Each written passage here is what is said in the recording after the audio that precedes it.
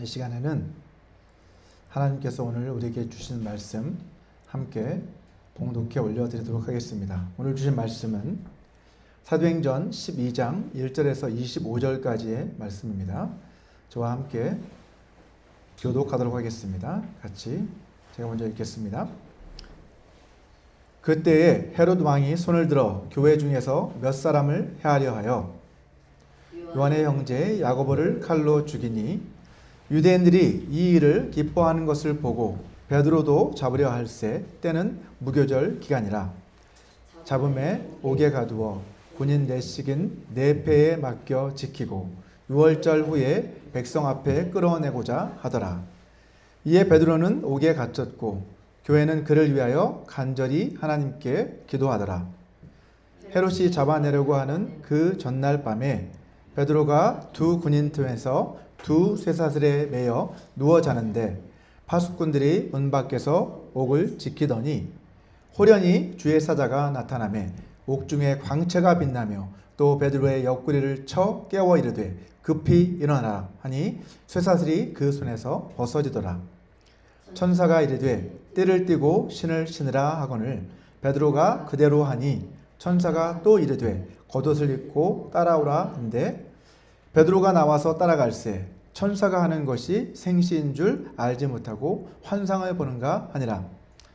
이에 첫째와 둘째 파수를 지나 시내로 통한 쇠문에 이르니 문이 저절로 열리는지라. 나와서 한 거리를 지나매 천사가 곧 떠나더라. 이에 베드로가 정신이 들어 이르되 내가 이제야 참으로 주께서 그의 천사를 보내어 나를 헤롯의 손과 유대 백성의 모든 기대에서 벗어나게 하신 줄 알겠노라 하여 깨닫고 마가라 하는 요한의 어머니 마리아의 집에 가니 여러 사람이 거기에 모여 기도하고 있더라. 베드로가 대문을 두드리는데 로데라 하는 여자아이가 영접하러 나왔다가 베드로의 음성인 줄 알고 기뻐하여 문을 미쳐 열지 못하고 달려 들어가 말하되 베드로가 대문 밖에 섰더라 하니 그들이 말하되 내가 미쳤다 하나 여자아이는 힘써 말하되 참말이라 하니 그들이 말하되 그러면 그의 천사라 하더라. 베드로가 문 두들기를 그치지 아니하니 그들이 문을 열어 베드로를 보고 놀라는지라. 베드로가 그들에게 손짓하여 조용하게 하고 주께서 자기를 이끌어 옥에서 나오게 하던 일을 말하고 또 야고보와 형제들에게 이 말을 전하라 하고 떠나 다른 곳으로 가니라.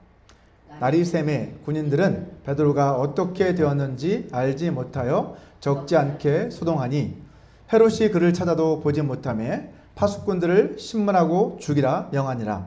헤롯이 유대를 떠나 가이사랴로 내려가서 머무니라.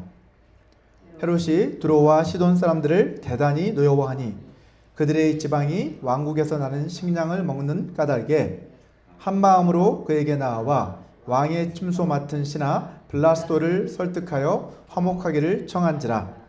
헤롯이 나를 택하여 왕복을 입고 단상에 앉아 백성에게 연설하니 백성들이 크게 부르되 이것은 신의 소리요 사람의 소리가 아니라 하거늘 헤롯이 영광을 하나님께로 돌리지 아니하므로 주의 사자가 곧 친히 벌레에게 먹혀 죽으니라.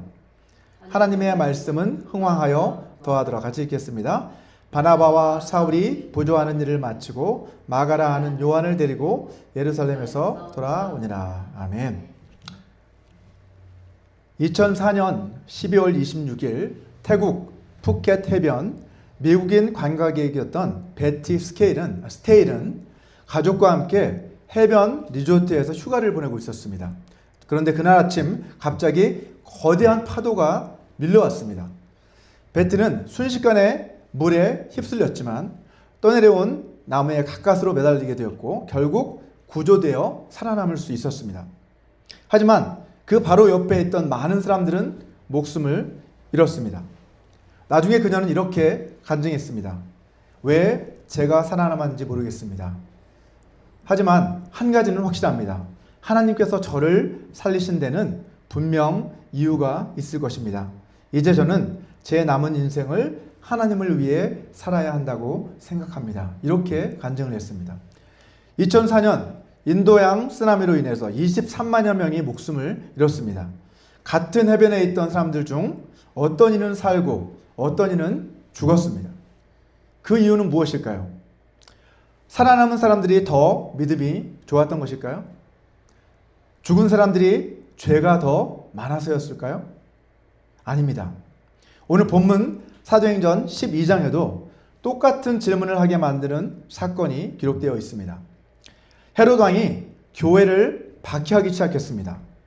예수님의 12제자 중 한 명이었던 사도 야고보는 헤롯 왕의 칼에 순교를 당했습니다. 반면에 사도 베드로는 헤롯에게 잡혀 감옥에 갇히게 되었고 이제 그의 칼에 죽임을 당하게 될 그 순간을 앞두고 있었지만 하나님께서 극적으로 천사를 보내 그를 구해내셨습니다. 이 박해의 쓰나미 가운데 한 사람은 순교를 당했고 또 한 사람은 살아남은 것이죠. 그 이유는 무엇일까요? 앞에서 베티의 그 고백처럼 우리는 그 이유를 알 수 없습니다. 하지만 분명한 것은 이 모든 일이 하나님의 뜻 안에서 이루어졌다는 사실입니다. 오늘 본문에는 세 사람이 등장을 하죠.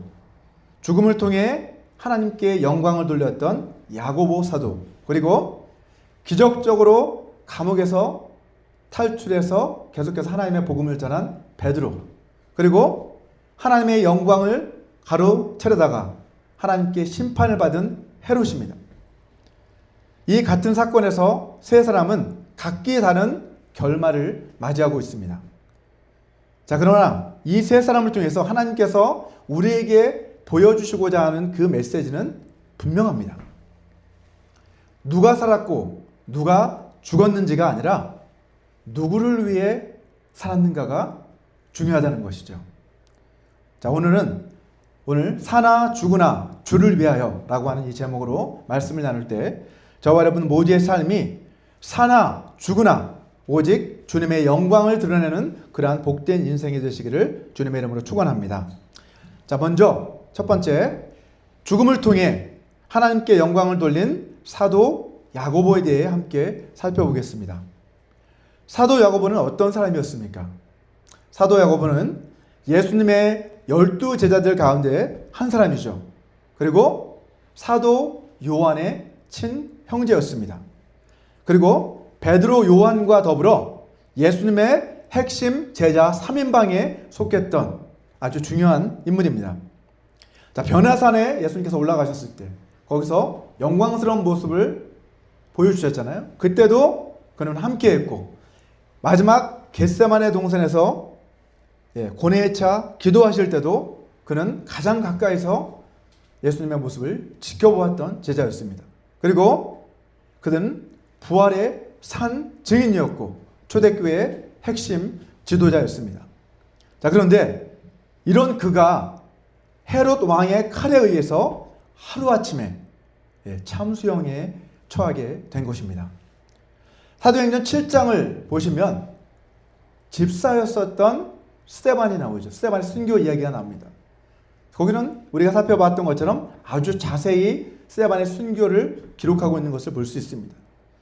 그런데 반면에 왜 사도행전의 저자인 누가는 이 사도 야고보의 순교를 아주 짧게 이렇게 기록을 하고 있는 것일까요? 본문 1절과 2절 말씀이죠. 그때 헤롯 왕이 손을 들어 교회 중에서 몇 사람을 해하려 하여 요한의 형제 야고보를 칼로 죽였다 라고 이렇게 기록을 하고 있습니다. 왜 이렇게 짧게 기록을 했을까요, 여러분? 왜냐하면 사도행전의 주인공은 사람이 아니라 하나님이시기 때문입니다. 또 하나님의 말씀이 그 초점이기 때문입니다. 사실 야고보는 처음부터 이런 사람이 아니었습니다. 한때 그는 동생 요한과 함께 예수님께 원래 나아가서 주님의 영광 가운데서 하나는 주의 우편에, 하나는 주의 좌편에 앉게 해주십시오 라고 이렇게 당돌하게 요구했던 사람이었습니다. 이처럼 야고보는 본래 육신적인 야망에 사로잡혀 살았던 그런 사람이었어요. 그는 자기가 높아지기를 원했습니다. 그리고 자신의 영광을 구했던 사람이었습니다. 자, 근데 그때 예수님께서는 이 야고보를 향해 이렇게 말씀하셨죠. 마가복음 10장 39절 말씀입니다. 우리 같이 한번 읽어볼까요? 시작. 그들이 말하되 할 수 있나이다. 예수께서 이르시되 너희는 내가 마시는 잔을 마시며 내가 받는 침례를 받으려니와. 이렇게 말씀을 하셨어요.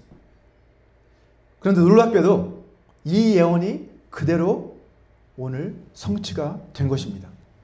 오순절 성령 강림 이후 그는 완전히 변화된 사람이 되었습니다. 성령이 임하시자 성령의 사람으로 변화된 것이죠. 야고보는 12사도 가운데 가장 먼저 예수님의 발자취를 따라서 순교의 길을 걸어간 사도가 되었습니다. 권자에 앉기를 원했던 이 야고보가 이제는 기꺼이 예수님이 마셨던, 내가 마시는 그 잔이라고 했던 그 잔을 그도 마시게 된 것입니다. 여러분, 인간적인 관점에서 보면 야고보의 죽음은 너무나도 허무해 보입니다. 그 어느 때보다도 이제 교회가 부흥 성장해서 이 야고보의 리더십이 필요한 그때였는데 너무나도 허무하게 그는 죽임을 당한 것처럼 보입니다. 교회의 핵심 지도자가 아무런 저항도 그리고 극적인 장면도 없이 그냥 칼에 맞아 죽었다라고 하는 것은 충격적입니다. 그러나 우리가 하나님의 관점에서 이 사건을 바라본다면 그의 죽음은 참으로 영광스러운 죽음이었다는 것을 알 수 있습니다. 요한복음 12장 24절 말씀도 우리 같이 한번 읽어보도록 하겠습니다. 같이 읽겠습니다. 시작.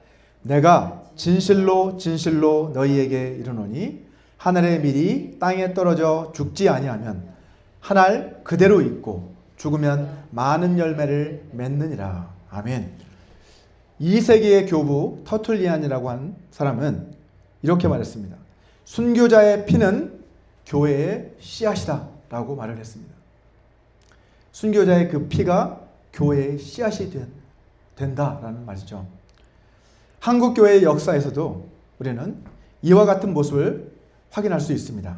자, 지금으로부터 약 160여 년 전인 1866년 대동강변에서 26세의 젊은 나이였던 선교사 로버트 저메인 타마스라고 하는 그 선교사는 중국에 선교사로 갔었던 사람인데 이제 조선 땅에 복음을 전하기 위해서 제너럴 셔먼호를 타고 대동강을 거슬러 올라 평양에 도착을 했습니다.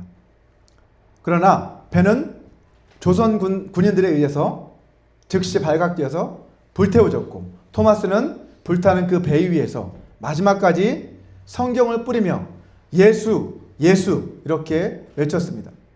결국 그는 무트로 올라와서 마지막 성경 한 권을 자신을 죽이려고 했던 그 박춘권이라고 하는 사람에게 건네면서 그렇게 순교를 했습니다. 인간적인 관점에서 그의 선교 사역을 보게 되면 어떻습니까? 시작도 제대로 해보지 못하고 완전히 실패한 사역으로 그렇게 볼 수밖에 없습니다. 제대로 전도 한번 해보지 못하고 비참한 죽음을 맞이한 것이죠. 하지만 하나님의 관점은 전혀 달랐습니다. 토마스가 뿌린 그 성경을 통해서 많은 사람들이 조선 땅에서 예수님을 믿게 되었고 성경을 찢어 벽지로 자신의 집을 도배했던 그 집은 훗날 1907년 평양 대부흥운동이 일어난 장대현 교회가 되었습니다. 자, 토마스를 죽였던 그 박춘권이라고 하는 그 사람조차도 결국 후에 예수를 믿게 되었고 교회의 지도자가 되어서 평양 부흥에 헌신했던 인물이 되었습니다. 여러분, 사도 야고보도 그리고 이 토마스 선교사도 하늘의 밀알이 떨어져 죽음으로써 많은 열매를 맺는 그러한 역사가 무엇인지를 우리에게 분명히 보여주는 그 사람이라고 할 수 있습니다. 이것이 바로 죽음을 통해 하나님께 영광을 돌리는 삶의 모습이죠. 자, 이제 두 번째, 야고보를 죽인 헤롯은 유대인들이 이 야고보를 죽인 그 사건을 보고 기뻐하는 것을 본 후에 베드로까지 잡아들입니다. 우리 본문 3절과 4절 말씀이죠. 유대인들이 이 일을 기뻐하는 것을 보고 곧 야고보를 잡아 목베어 죽인 것, 그것을 보고 베드로도 잡으려 할세. 때는 무교절 기간이라 잡음에 옥에 가두어 군인 내식인 내패에 맡겨 지키고 무교절 후에 백성 앞에 끌어내고자 하더라 라고 기록하고 있습니다. 여러분, 이 말씀에서 보듯이 헤롯은 만전을 기했습니다. 군사 내식, 내패. 그러니까 총 몇 명이에요? 4, 16이죠. 16. 16명이나 되는 군사가 이 베드로 사도 한 사람을 지키는데 동원이 되었다는 거예요. 그만큼 철저하게 그를 지킨 거죠. 자, 뿐만 아니죠. 오늘 본문에 보면 두 줄 겹줄로 쇠사슬을 묶고 또 문 밖에도 파수꾼을 세워두었습니다. 자, 인간적으로 봤을 때는 절대 빠져나갈 수 없는 그러한 철옹성과 같은 그러한 상황이었습니다. 헤롯은 이제 무교절이 지나고 나면 베드로를 백성 앞에 딱 끌어내서 야고보처럼 처형할 그러한 계획이었습니다. 자, 이런 상황이 처하자 교회는 어떻게 했습니까? 오늘 본문 5절을 보시면 이에 베드로는 옥에 갇혔고 교회는 그를 위하여 간절히 하나님께 기도했다라고 성경은 기록하고 있습니다. 자, 그런데 이 절체절명의 그 상황에서 베드로는 무엇을 하고 있었습니까? 그는 놀랍게도 아주 곤히 잠들어 있었습니다. 우리 본문 12장 6절을 보시면 헤롯이 잡아내려고 하는 그 전날 밤에 베드로가 두 군사 틈에서 두 쇠사슬에 매여 누워 자는데 라고 이렇게 기록을 하고 있어요. 두 명의 군사도 같이 옆에서 잠을 자고 있고 심지어 그 틈에서 자는데 아주 곤하게 자더라 라고 이렇게 기록하고 있습니다. 내일이면 이제 처형을 당할 수 있는 그 상황인데 그는 쇠사슬에 맡긴 채 두 군사 틈에서 이렇게 아주 깊이 잠들어 있는 것입니다. 심지어 천사가 와서 그를 깨우는데 그냥 불러서 안 일어나니까 어떻게 했어요? 옆구리를 쳤어요.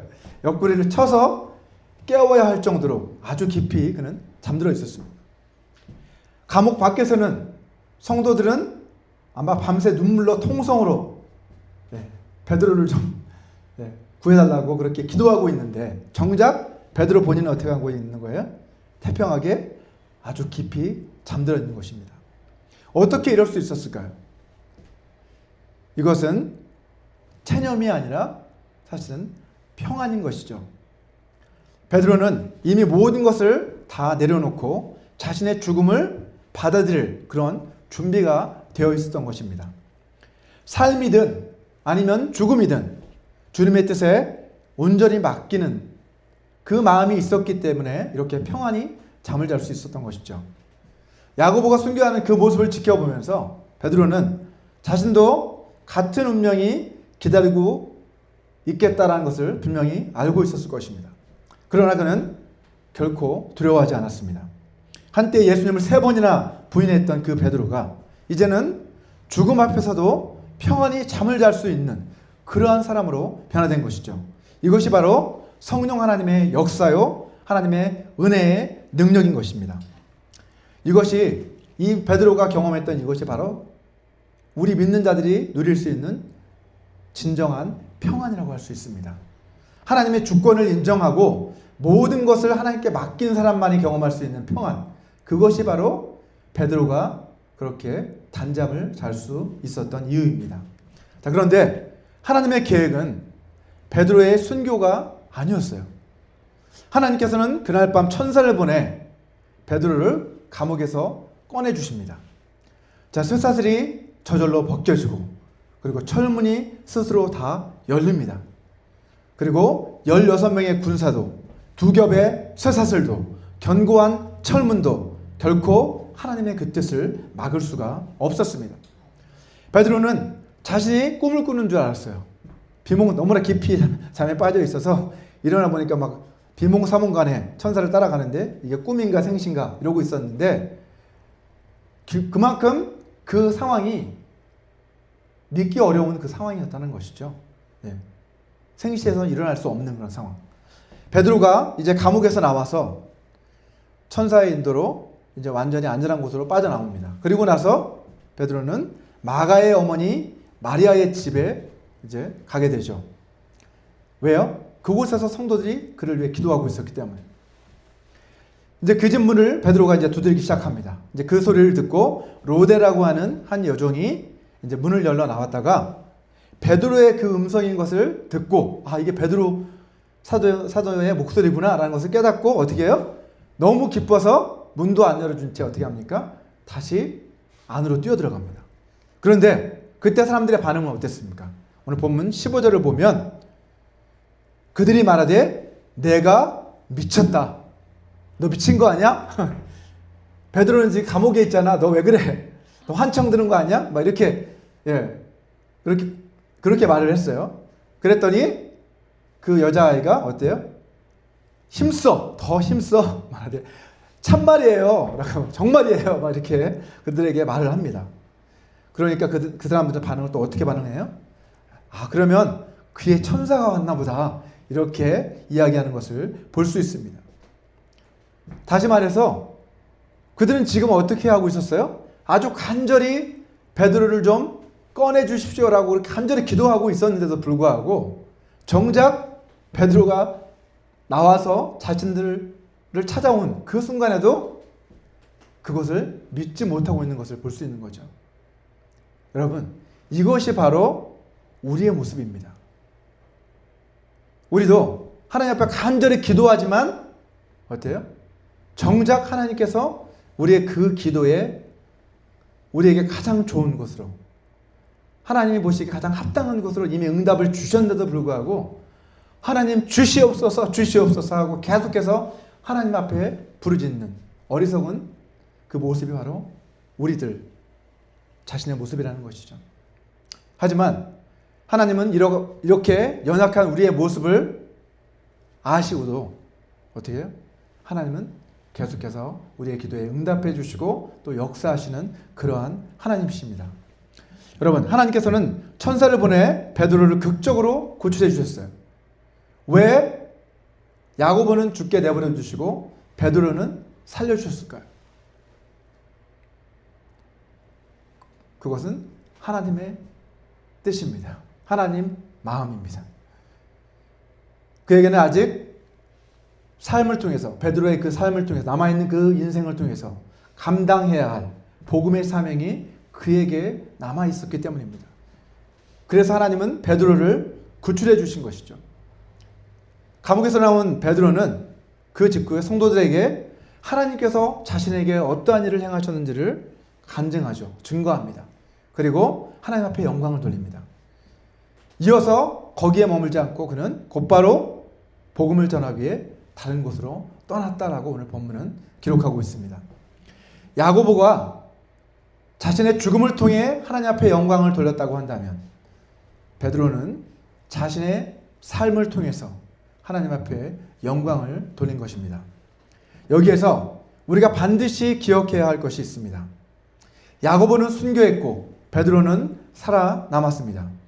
이것은 베드로가 야고보다 더 가치가 있다거나 더 하나님 앞에 사랑받았기 때문에 그렇게 된 것이 아니라는 것입니다. 하나님께서 우리 각 사람에게 주신 사명이 달랐기 때문에 그랬다는 것이죠. 야고보에게는 순교를 통해 복음의 씨앗이 되는 그러한 사명을 주신 것이고 베드로에게는 계속해서 살아가며 복음을 더 전파하도록 하는 그 사명을 베드로에게 주신 것입니다. 여러분, 하지만 훗날 베드로 역시도 로마에서 십자가에 거꾸로 매달려서 순교하는 것을 우리는 역사를 통해 확인할 수 있습니다. 다만 베드로와 야고보에게 주신 하나님의 시간표가 달랐던 것일 뿐입니다. 어떤 사람은 먼저 하나님의 품으로 간 것이고 다른 사람은 더 남아서 하나님의 복음 전파의 사명을 더 감당하도록 하나님께서 시간을 정하신 것이죠. 하나님이 이처럼 우리 각 사람에게도 각기 다른 사명과 각기 다른 시간표를 우리에게 정해 주셨습니다. 이때 우리가 할 수 있는 일은 무엇입니까? 여러분, 우리는 하나님의 이 주권적인 그 계획을 신뢰하고 하나님께서 계획하신 그 계획에 따라 우리의 삶을 살아내는 것, 그것이 우리가 해야 할 일이라는 것이죠. 우리 대부분은 야고보처럼 순교하는 것이 아니라 베드로처럼 살아남아서 주를 위하는 삶을 계속해서 살아나가고 있습니다. 우리의 일상에서, 직장에서, 그리고 가정에서, 학교에서 날마다 우리는 주님을 위해 살아감으로써 이 삶을 통해서 하나님이 주신, 우리에게 주신 그 사명을 계속해서 감당해 나가고 있는 것이죠. 이것이 바로 삶으로 하나님께 영광을 돌리는 그러한 사람들의 모습입니다. 자, 마지막으로 헤롯이라고 하는 인물을 함께 살펴보고 말씀을 맺겠습니다. 이 헤롯 왕은 헤롯 아그리파 1세로 예수님 탄생 때에 아기들을 학살했었던 그 헤롯 대왕의 손자입니다. 자, 이 헤롯은 철저히 자기 영광을 위해 살았던 사람이었어요. 헤롯은 왜 야고보를 죽이고 나서 베드로까지 잡으려고 했던 것일까요? 앞서 살펴봤던 것처럼 그는 유대인들의 환심을 사기 위해서 그렇게 했던 것이죠. 유대인들이 야고보의 순교를 기뻐하니까 내가 베드로도 잡아서 죽여야 되겠다. 그렇게 하면 나의 입지가 더 안정이 높아지겠지 라고 하는 그런 생각에 이제 베드로까지 잡아서 죽이려고 그렇게 계획했던 것입니다.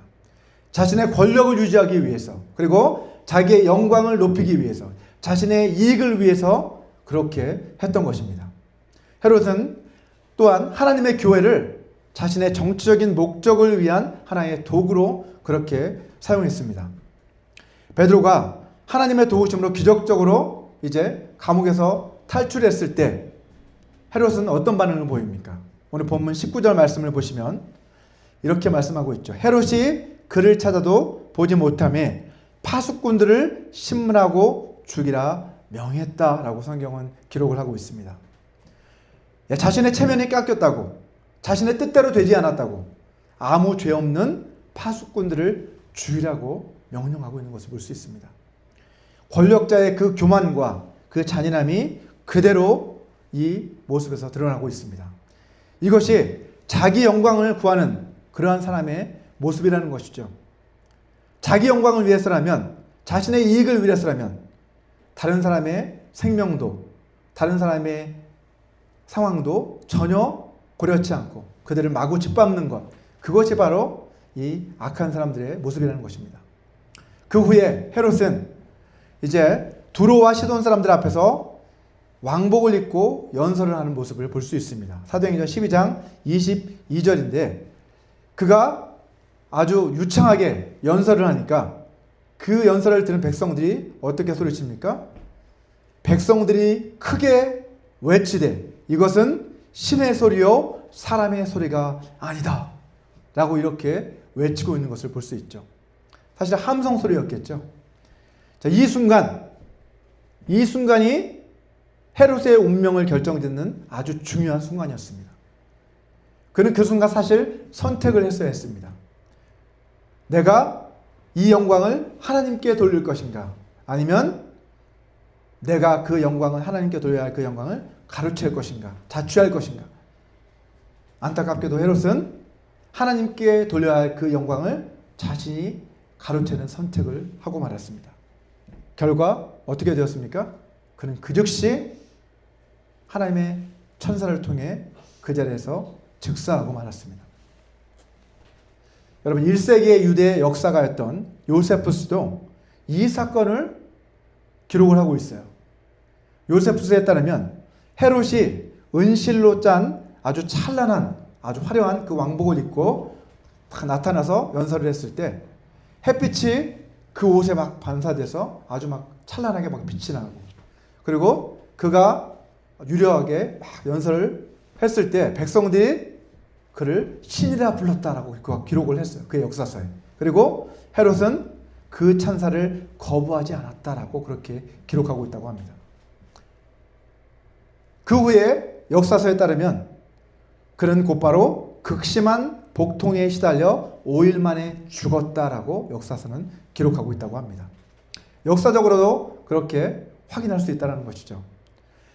야고보는 죽었지만 하나님으로부터 영원한 영광을 얻게 되었고, 헤롯은 살아서 자기 스스로 영광을 취하였지만 어떻게 되었어요? 결국 영원한 심판을 받게 되었다는 것이죠. 이 얼마나 극명한 대조입니까? 하나님은요, 질투하시는 하나님이십니다. 이사야서 42장 8절은 이렇게 말씀하고 있습니다. 나는 여호와이니 이는 내 이름이라. 나는 내 영광을 다른 자에게, 내 찬송을 우상에게 주지 아니하리라 라고 하나님은 선포하셨습니다. 하나님의 영광을 가로채는 자는요, 반드시 심판을 받게 되어 있습니다. 이것은 헤롯만의 이야기가 아니에요. 오늘날에도 하나님의 영광을 자기의 영광으로 그렇게 취하려는 자들은 결국 마지막 심판 때에 하나님의 심판을 받을 수밖에 없다는 것을 오늘 본문은 우리에게 분명하게 경고해 주고 있습니다. 지금 여러분은 누구의 영광을 구하며 살아가고 계십니까? 직장에서 성공을 이루었을 때 그것이 누구의 영광입니까? 사역이 잘 되어가고 있을 때 그것이 누구의 영광입니까? 자녀가 아주 잘 되어갈 때 그것이 누구의 영광입니까? 그것은 모두 다 하나님의 은혜라는 것을 우리는 기억해야 합니다. 교회를 통해 하나님께서 이루신 그 일을 자신의 공로로 돌리려고 하는 그러한 유혹, 하나님의 은혜를 자신의 능력으로 포장하려는 그러한 유혹, 그리고 이러한 유혹 앞에서 우리는 그 유혹에 넘어가지 말고 깨어서 하나님 앞에 영광을 돌리는 그러한 사람들이 되어야 하겠습니다. 우리는 헤롯과 같이 자기 영광을 구하며 살아가는 그러한 사람들이 되어서는 안 됩니다. 하나님의 영광을 가로채는 그 사람들의 마지막은 영원한 심판뿐이라고 성경은 그렇게 말씀하고 있습니다. 오늘 본문의 결론은 본문 24절 말씀입니다. 우리 같이 한번 읽어보겠습니다. 시작. 하나님의 말씀은 흥왕하여 더하더라. 야고보는 죽고 베드로는 감옥에 갇히고 헤롯은 교회를 탄압했습니다. 인간의 눈으로 봤을 때는 교회는 위기에 처한 그런 모습이었습니다. 하지만 그 결과는 어땠습니까, 여러분? 하나님의 말씀은 점점점 더 갈수록 흥왕하여 더하였다라고 성경은 기록하고 있습니다. 야고보의 순교도 헤롯의 박해도 인간의 어떤 그 위협도 결코 하나님의 복음을 가로막을 수 없다라고 오늘 말씀은 우리에게 가르쳐주고 있습니다. 헤롯은 죽었지만 하나님의 말씀은 살아서 계속해서 퍼져나갔습니다. 이것이 사도행전 12장이 우리에게 전해주고 있는 핵심 메시지입니다. 로마 제국도 그리고 역사 가운데 공산주의도 그 어떤 세상 어떤 박해의 그 세력도 교회를 결코 무너뜨리지 못했다는 것을 우리는 역사를 통해 확인할 수 있습니다. 왜냐하면 교회의 주인 그리고 역사의 주인은 사람이 아니라 전능하신 하나님이시기 때문입니다. 오늘 본문에서 우리는 세 부류의 사람을 만났습니다. 죽음을 통해 하나님께 영광을 돌린 야고보, 삶을 통해 하나님께 영광을 돌렸던 베드로, 그리고 하나님의 영광을 가로채려다가 심판을 받은 헤롯입니다. 여러분, 사람마다 부르심을 받은 그 자리는 다 다릅니다. 야고보는 순교의 자리로, 베드로는 복음 전파의 자리로, 초대교회 성도들은 중보기도의 자리로 각각 부르심을 받았죠. 하나님의 부르심에는 높고 낮음도 없고 귀하고 천함도 없습니다. 중요한 것은 그 부르심을 받은 그 자리에서 우리가 어떻게 반응하느냐, 그것이 중요한 것이죠. 어떤 자리로 부르심을 받았든 그 자리에서 우리는 하나님 앞에 충성을 다해야만 합니다. 우리 마지막으로 로마서 14장 8절 말씀을 같이 한번 우리 믿음을 담아 함께 고백하도록 하겠습니다. 같이 읽겠습니다. 시작. 우리가 살아도 주를 위하여 살고 죽어도 주를 위하여 죽나니 그러므로 사나 죽으나 우리가 주의 것이로다. 아멘. 우리는 우리 자신의 것이 아닙니다. 우리는 주님의 것입니다. 이것이 저와 여러분 모두의 고백이 되시기를 주님의 이름으로 축원합니다. 우리 이 시간 오늘 이 말씀을 기억하시면서 함께 기도하는 시간을 갖도록 하겠습니다.